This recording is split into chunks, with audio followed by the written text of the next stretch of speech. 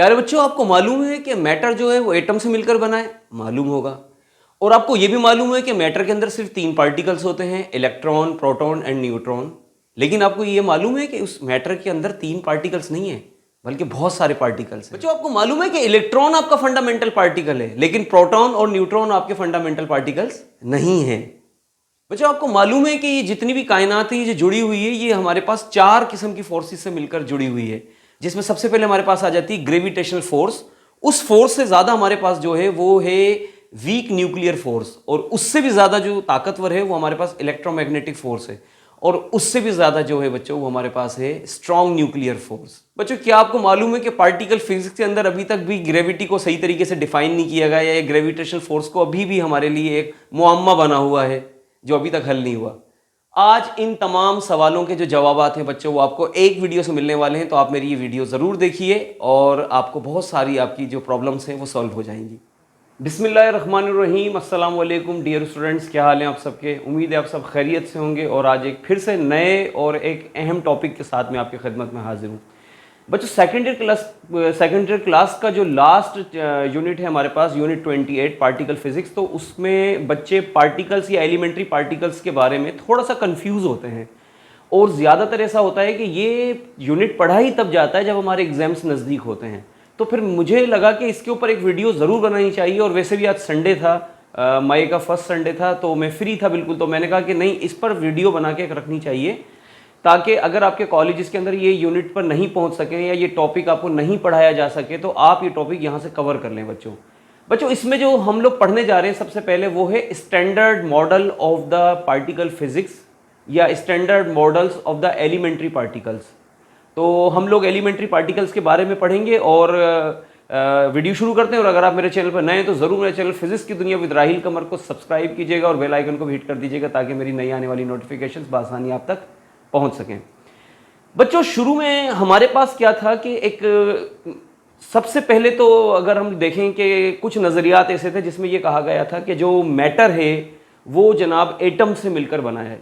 और फिर एटम के बारे में ये नज़रिया पेश कर दिया गया था कि जनाब ये इसको हम मज़ीद तकसीम नहीं कर सकते, डिवाइजेबल नहीं है ये। लेकिन फिर जनाब इसकी कुछ और परतें खुली, किताब के कुछ और वर्क खुले, तो पता चला कि नहीं, एटम भी कुछ पार्टिकल से मिलकर बना है। तो फिर उसके बाद जब एटम को खोला तो पता चला कि इसमें तो इलेक्ट्रॉन्स भी पाए गए, और इसमें तो प्रोटॉन पाए गए, इसमें न्यूट्रॉन पाए गए। या यूं कह लें कि एटम में शुरू में इलेक्ट्रॉन, फिर उसके न्यूक्लियस की जानिब गए, तो पता चला कि न्यूक्लियस के अंदर तो प्रोटॉन भी हैं और न्यूट्रॉन भी हैं। तो शुरू में कह दिया गया कि भाई यही आपके एलिमेंट्री पार्टिकल्स हैं। लेकिन फिर बात यहाँ ख़त्म नहीं होती। यहां से फिर एक नई बात शुरू होती है कि इलेक्ट्रॉन्स को तो हम कह सकते हैं कि भाई ये फंडामेंटल पार्टिकल है या एलिमेंट्री पार्टिकल है, लेकिन न्यूट्रॉन और प्रोटॉन जो है बेटा, ये भी एलिमेंट्री पार्टिकल्स नहीं है, ये भी कुछ और पार्टिकल्स के कंपोजिशन से या उनके मिलाप से बने हैं बच्चों, जिनकी आज हम लोग कुछ मिस्ट्री को खोलने की कोशिश करेंगे। बच्चों, जिस तरह से किसी भी एक बिल्डिंग का जो बिल्डिंग ब्लॉक होता है, वो हमारे पास एक ईंट होती है, मतलब ईंटें लगाने के बाद ही एक घर बनता है। लेकिन आप यहां पर यह बात भी जानते हैं कि क्या सिर्फ ईंटों से घर बन जाता है? ईंटों पे ईंटें रख दी, कितना आसान हो जाए कि ईंटें खरीद के लाओ, ईंटों पे ईंटें रख दो और आपका घर तैयार हो गया। लेकिन ऐसा नहीं है। उन ईंटों को जोड़ने के लिए भी बेटा कुछ चीज़ों की ज़रूरत पड़ती है, जैसे सीमेंट की ज़रूरत पड़ती है, बजरी की ज़रूरत पड़ती है, और पानी की ज़रूरत पड़ती है। तो उनको मिलाकर फिर एक मटीरियल, एक पेस्ट तैयार होता है, और फिर उसके ज़रिए ईंटों को आपस में जोड़ा जाता है। तो इसका मतलब है कि बिल्डिंग ब्लॉक्स जो हैं, ईंटें जो हैं, वो सिर्फ खुद नहीं बल्कि उनके साथ आपको फोर्स कैरियर भी चाहिए होते हैं, जिनको ज्वाइन करने के बाद ही आप एक घर तामीर कर सकते हैं। इसी तरह से बच्चों, एटम के अंदर जो पार्टिकल्स हैं, एक तो हो गए पार्टिकल्स, ठीक है, और उनको हम कंपोजिट पार्टिकल्स भी कह सकते हैं। फिर उनको जोड़ने के लिए फिर एक हमारे पास और यूं समझ लें कि एलिमेंट्री पार्टिकल्स भी चाहिए होते हैं। अब मैं यहाँ 2 नाम ले रहा हूं, एक एलिमेंट्री और एक कंपोजिट। कंपोजिट का मतलब है कि 2 या 2 से ज़्यादा सब पार्टिकल्स के जरिए कोई नया पार्टिकल तश्कील हुआ या वजूद में आया, और उनको जोड़ने के लिए जो हमें चाहिए होगा एनर्जी के तौर पर या फोर्स कैरियर के तौर पर, तो उसको हम लोग बेटा यहाँ पर क्या कहेंगे कि जनाब ये हमारे फोर्स कैरियर पार्टिकल, या लाइक यहाँ पे सीमेंट का काम यहाँ पर सरंजाम देंगे, ग्लू का काम सरंजाम देंगे। तो बच्चों, मैटर सबसे पहले मैं यहाँ लिख देता हूँ कि आज हम किसके बारे में बात कर रहे हैं। हम बात कर रहे हैं मैटर और उस मैटर के अंदर क्या चल रहा है, उसमें क्या हो रहा है, अंदर क्या पक रहा है, हम उसके बारे में बात करेंगे बच्चों। तो बेटा मैटर को कुछ बुनियादों की बेस पर इसको दो हिस्सों में तोड़ दिया जाता है। ठीक है बच्चों, एक को हम कहते हैं फर्मियोन्स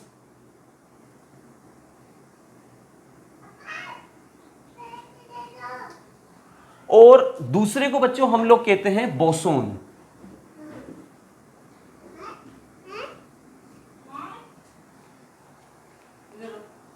उस्मान जाओ बेटा, बेटा अभी पैसे नहीं है, मैं पढ़ा रहा हूं, जाओ गो गो, बाद में पैसे दूंगा, पढ़ाने के बाद दूंगा मैं, अभी पैसे नहीं है बेटा प्लीज। तो बच्चों हम लोग मैटर को शुरू में दो हिस्सों में तोड़ देते हैं, एक फर्मियोन्स और एक बोसोन। अब ये भी साइंटिस्ट थे और 1964 के अंदर जनाब इन्होंने बताया आगे जाके कि हमारा जो मैटर है इसको ये जो बना है अंदर एटम के अंदर जो चल रहा है, जो चीज़ें मिलकर बना रही हैं इसको, तो कुछ कंपोजिट हैं, कुछ एलिमेंट्री हैं और उनको फिर अलग करके बनाया गया और उनके नाम रखे गए फर्मियोन्स और बोसोन्स। अच्छा, इनका जो डिफ्रेंसिएशन किया गया ना बेटा वो किया गया जनाब इनके शेविंग ऑफ स्पिन की तरह से।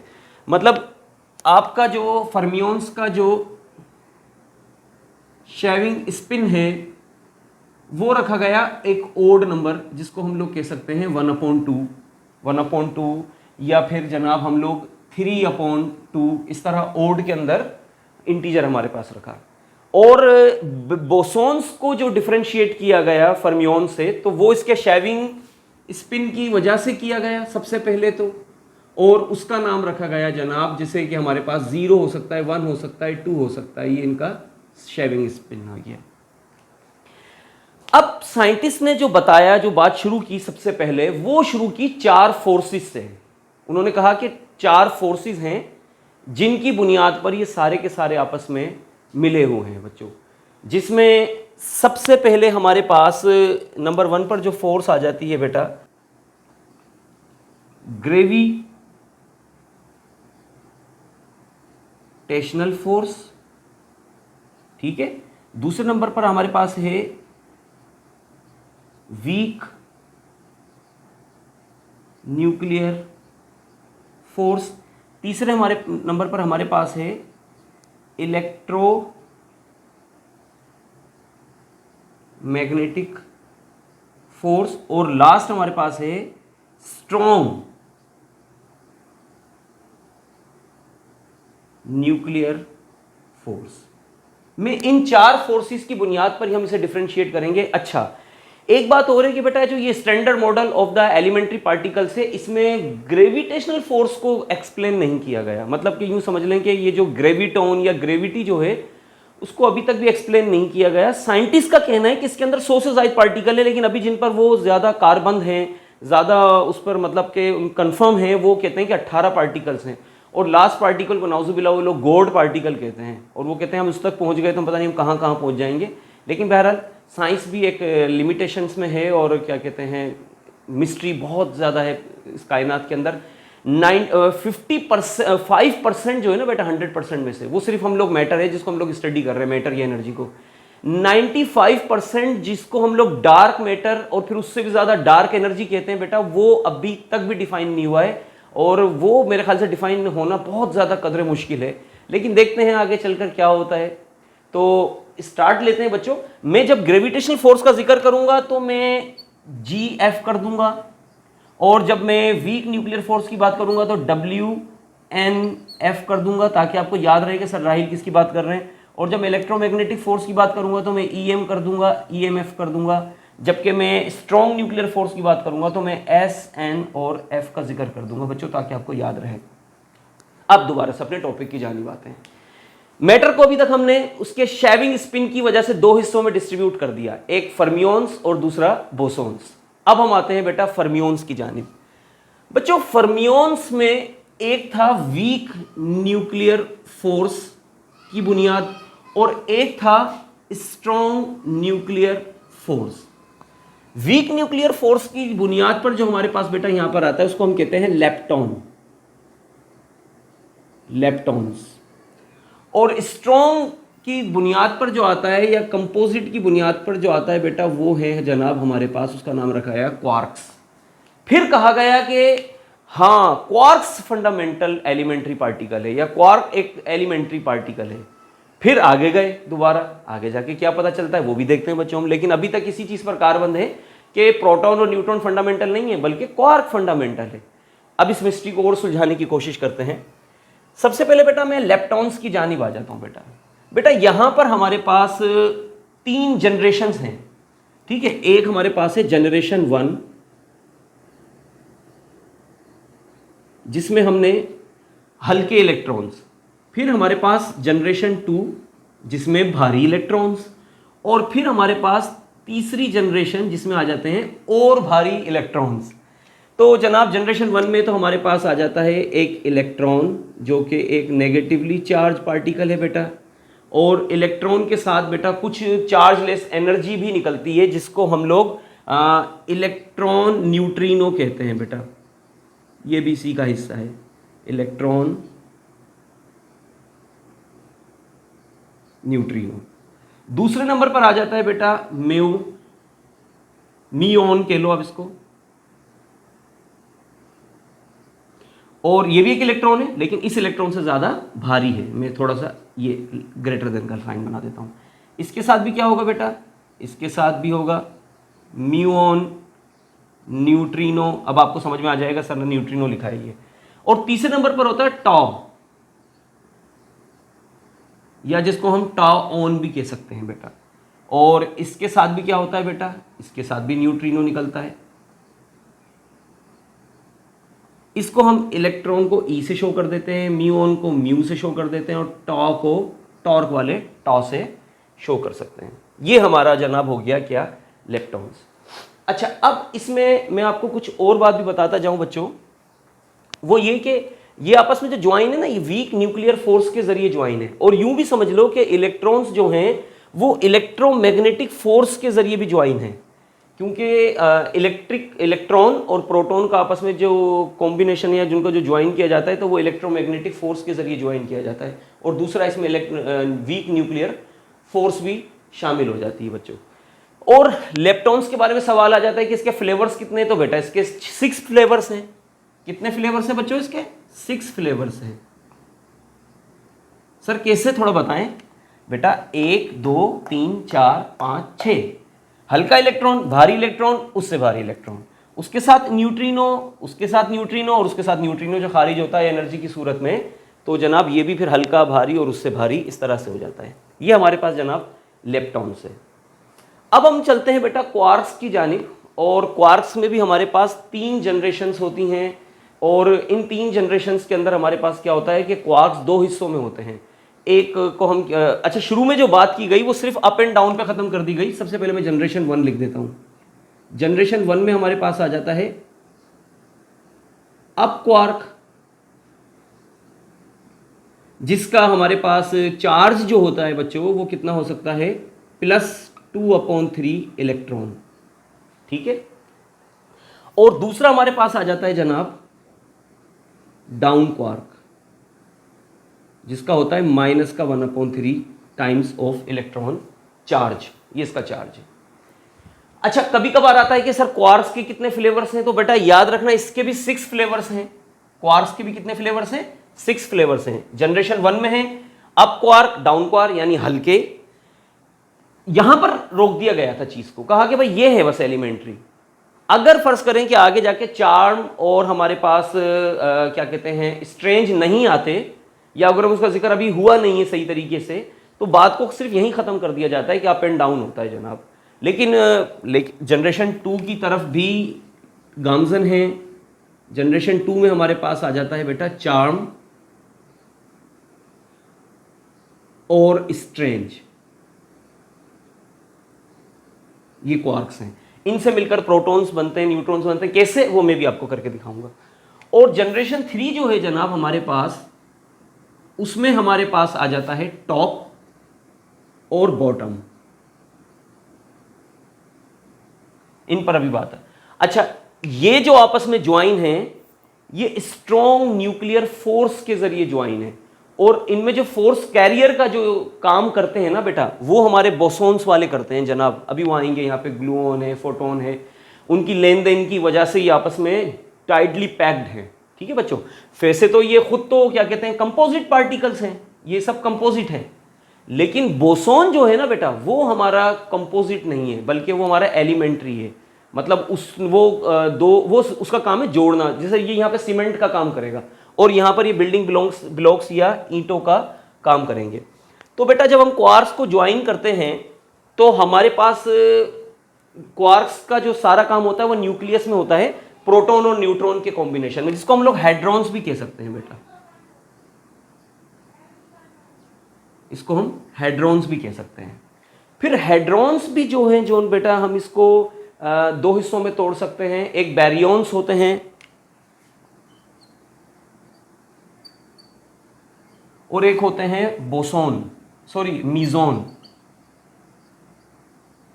सर इन दोनों में क्या फर्क है बेटा? ये हमारे हैं 3D क्वार्क्स और ये हमारे हैं 2D क्वार्क्स।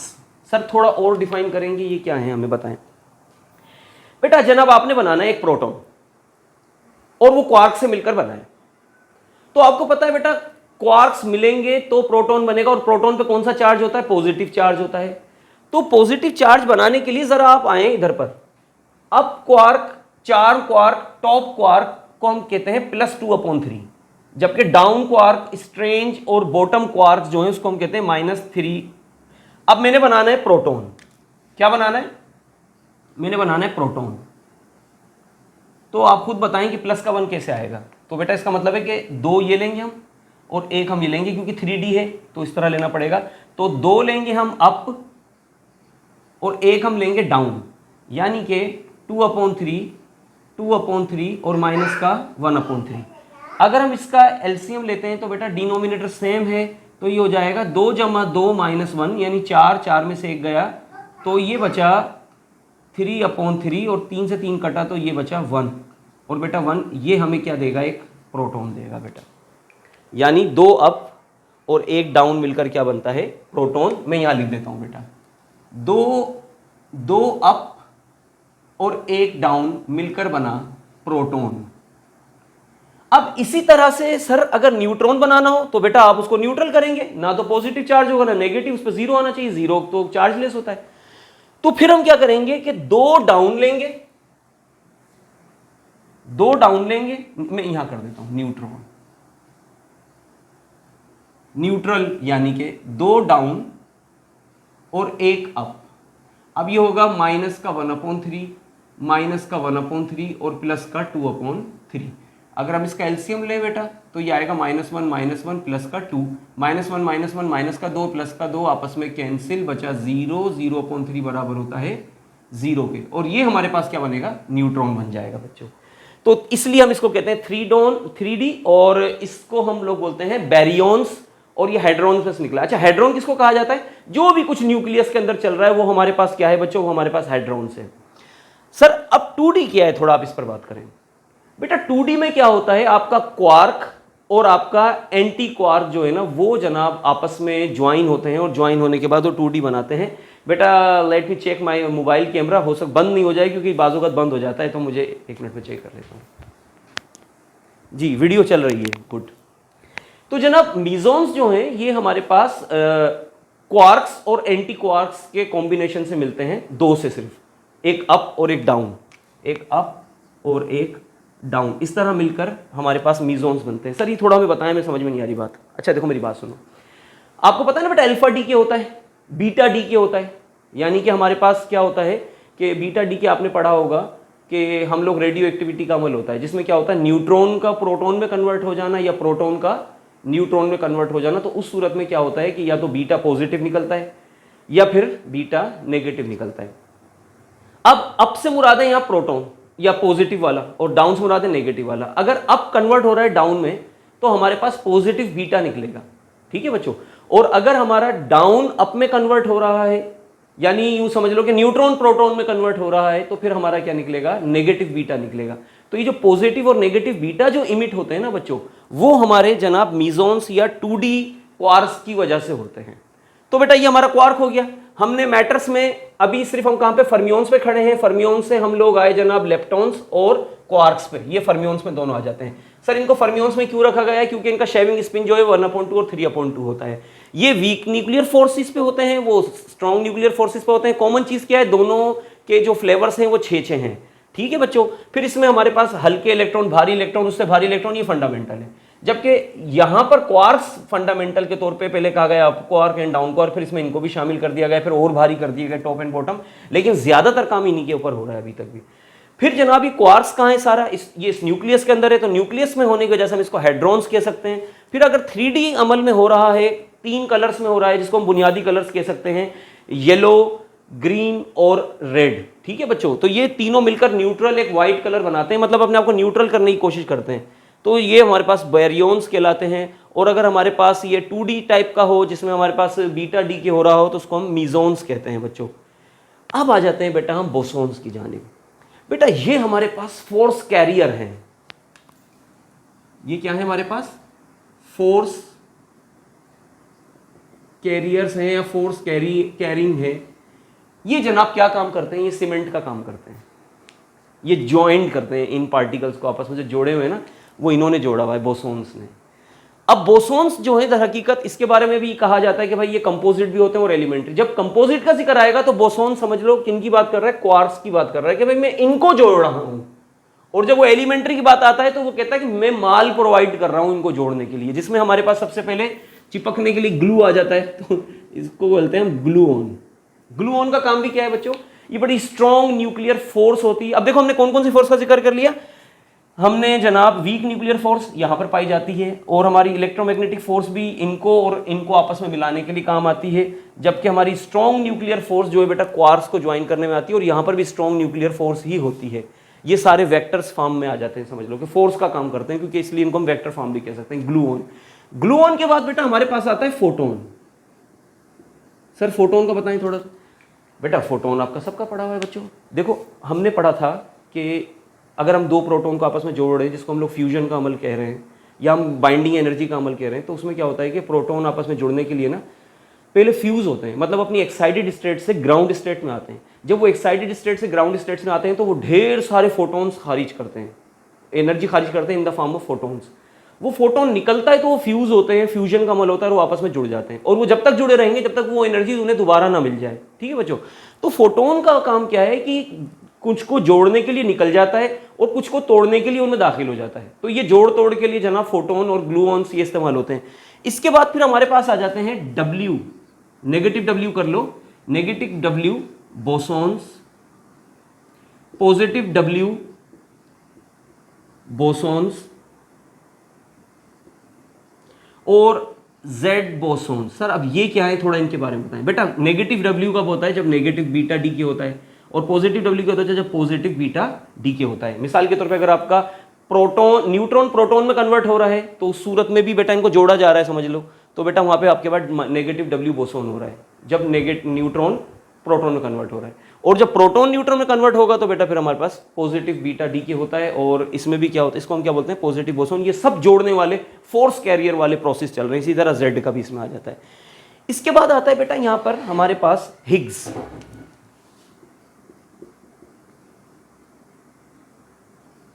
ये भी समझ लें कि एक एलिमेंट्री पार्टिकल के तौर पे काम आता है बेटा।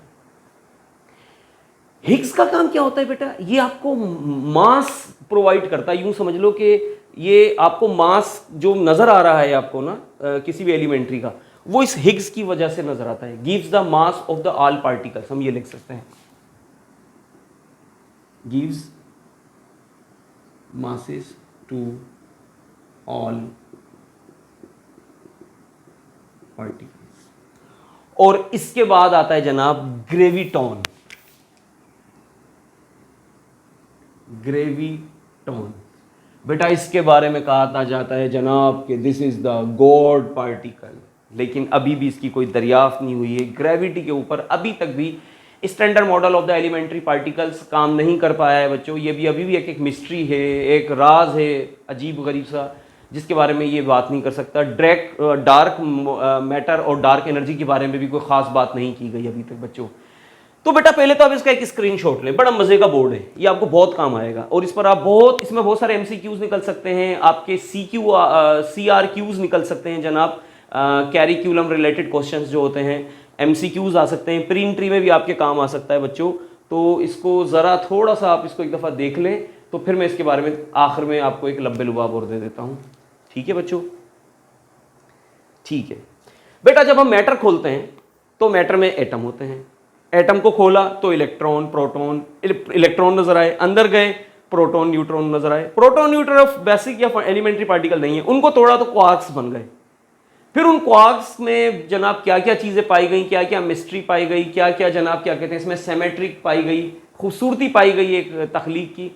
तो फिर आपके सामने ये तमाम की तमाम चीज़ें आ जाती हैं। और फिर मैं यही कहता हूँ कि इन तमाम को पढ़ने के बाद अल्लाह ताला की बनाई हुई चीज़ों और उसकी जो कुदरत है उसके ऊपर आपका यकीन और ज़्यादा पुख्ता होता है कि रब ने कितनी बारीक बीनी से और कितनी खूबसूरती से इस कायनात को बड़े सैयारों और सितारों से लेकर छोटे छोटे पार्टिकल्स तक में कितनी ज़्यादा आपको सिमेट्री नज़र आएगी, खूबसूरती नज़र आएगी, जो पढ़ने के बाद ही आपको पता चलती है कि भाई फ़बिया रब्बी को मातू कर दीवान। इसी के साथ मुझे इजाज़त दीजिए, इंशाल्लाह नेक्स्ट वीडियो के साथ मैं आपकी खिदमत में दोबारा हाजिर होंगे। जब तक के लिए अल्लाह हाफिज़।